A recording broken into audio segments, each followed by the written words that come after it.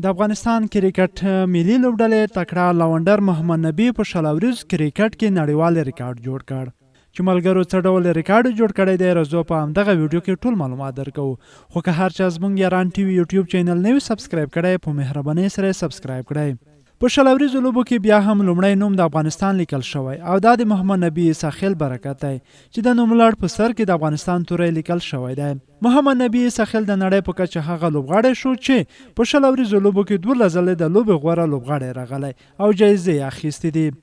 افغانستان لوبډلې له 2010 میلادي کال راهیسې شل اوریزو لوبې پیل کړې چې پکې محمد نبي ساخیل په یو لوبو کې لوبېدلی دی د دغو ټولو لوبو ورایخوا هغه په 12 لوبو کې داسې رول لوبوله چې مقابلو لوبډلو ملاوې ورماتې کړې او خپل لوبډلې ته پکې هسکه غاړې بریاوې ورکړې دي د له 2019 میلادي کال څخه وړاندې په 11 لوبو کې غوره لوبغاړی راغلی و د ویرات کوهلي او شهید افریدي سره په ریکارډ کې مساوي و خو کله چې د بنگلادیش خلاف درې اړخیزه لوبلړۍ کې 4 اتیا نه سوځېدلې منډې وکړي او د لوبې غوره لوبغاړی شو نو د 12م ځل لپاره د غوره لوبغاړي جایزه ترلاسه کړه او د زیاتو جایزو ریکارډ یې خپل کړ په دغه نوملړ کې دوهم نوم د هندي ویرات کوهلي دی هغه هم د نبي په څېر یو لوبې کړې او 11 ځلې د لوبې غوره لوبغاړی جایزه اخیستې ده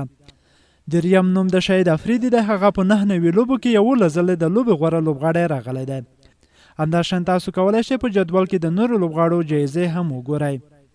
نو په دې لیست کې د افغان لونډر نوم لومړی دی او افغانستان لپاره د فخر ځای دی